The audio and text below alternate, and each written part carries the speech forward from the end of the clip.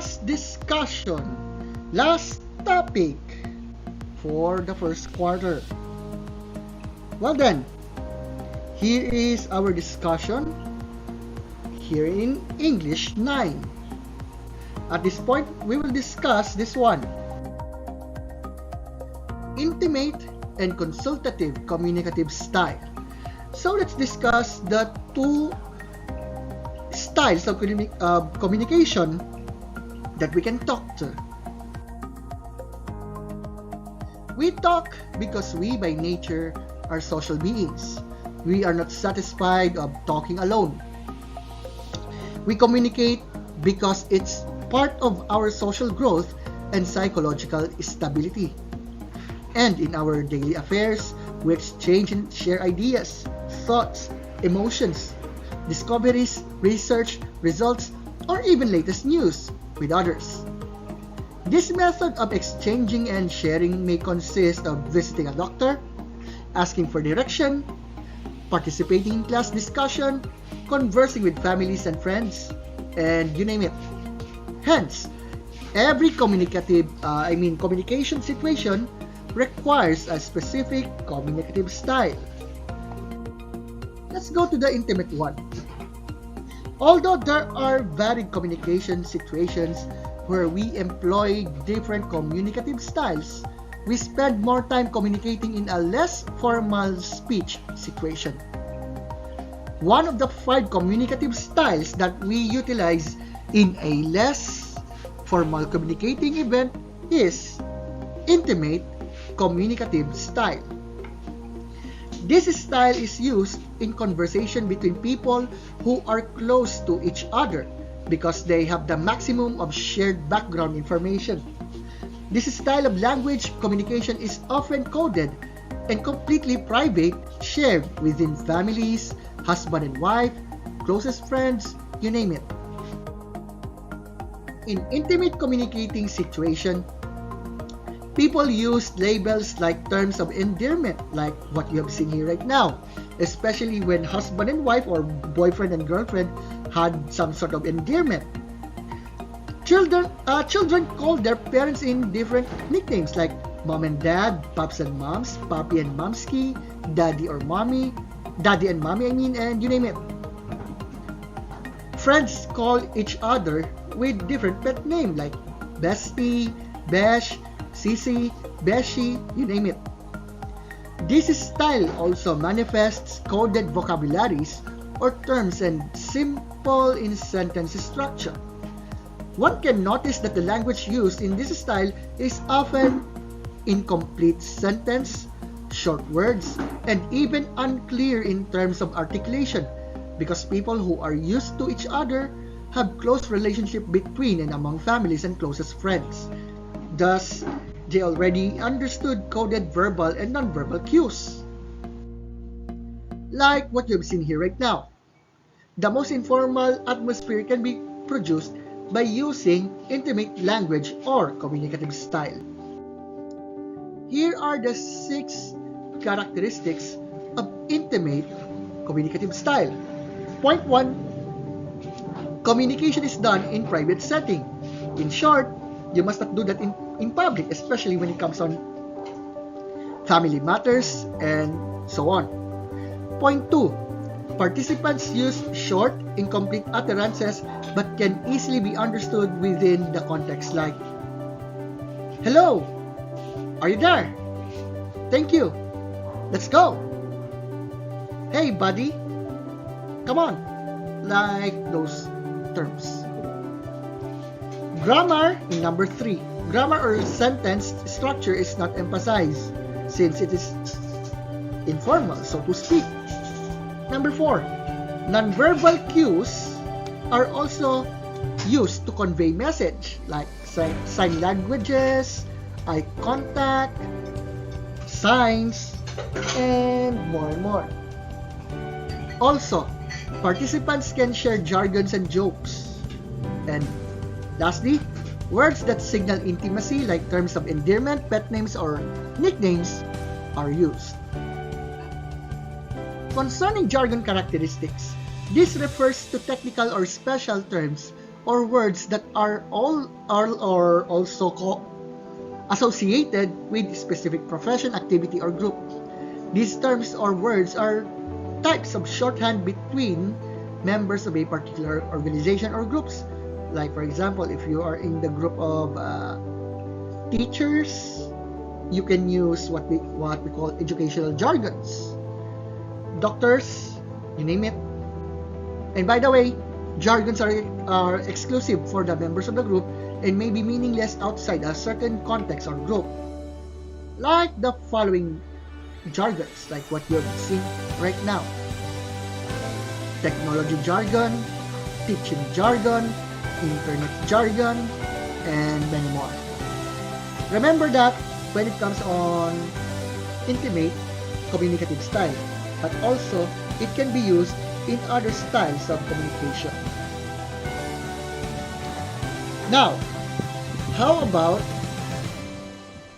consultative communicative style? So let's discuss this one. This style is used in semi-formal communication situation. If you still remember, in conservative communication style, it is a one-way communication setting. But in consultative communicative style, it is two-way communication between speaker and listener. The speaker in this style uses participation and feedback of the listener. The speaker supplies background information while the listener participates as needed. So,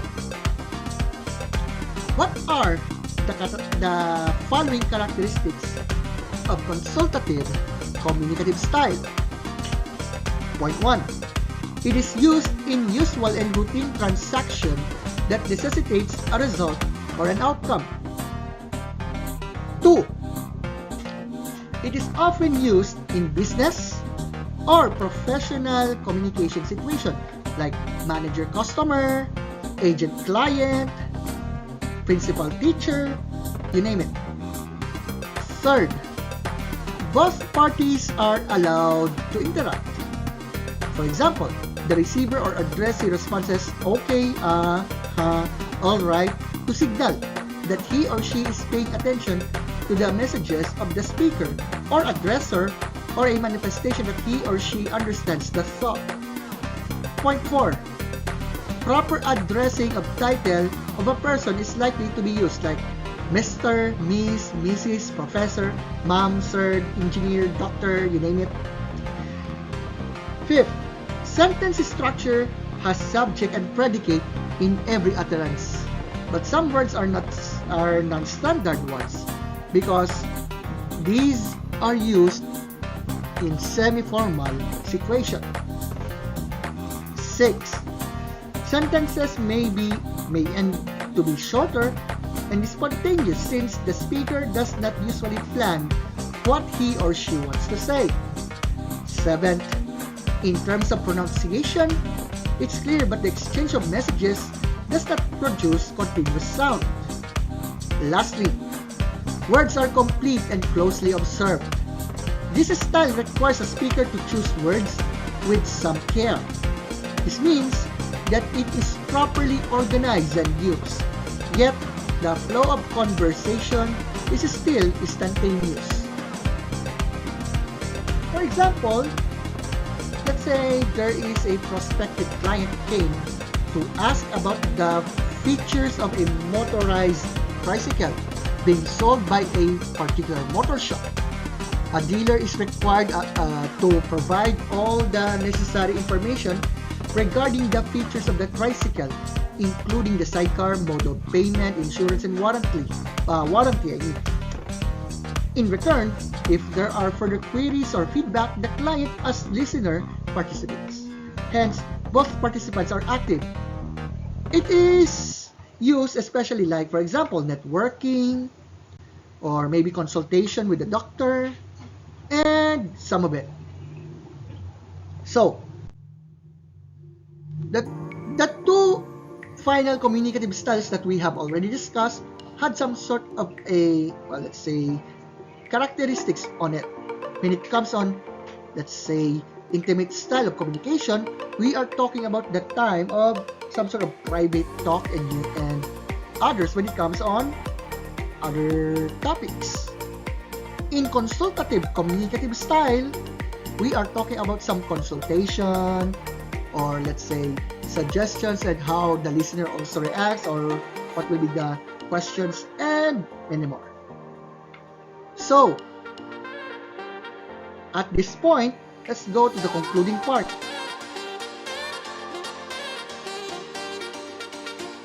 You see, communication is the act of sharing information from one person to another person or group of people. It's vital to healthy and harmonious human relations. According to Fred Pryor, good communication opens doors and poor communications close them. However, communication is not a one-size-fits-all approach. An individual's way of communicating may differ from another individual. It's called communicative style, which we have already discussed the 5 of it. According to Joos, there are 5 different communicative styles that people use depending from the situation or depending from the people they are interacting with and situation they are in. It's essential to understand each communicative style and the reason why individuals use them. And by learning to recognize the proper usage of the different communicative styles, one can improve and develop effective, assertive communication skills. And here are the 5 of it. Casual style, conversational style, frozen style, intimate style, and consultative style. So these are the communicative styles that we can use in any situation, so that in the point that we have some sort of discussions or communication to each other, we can know for sure the similarities, the differences, the boundaries, and other things. So that's all for English 9 on the first quarter. And I hope that we have learned a lot about this. So thank you so much. See you on our next video lesson. Good day to all of you. Have a great day.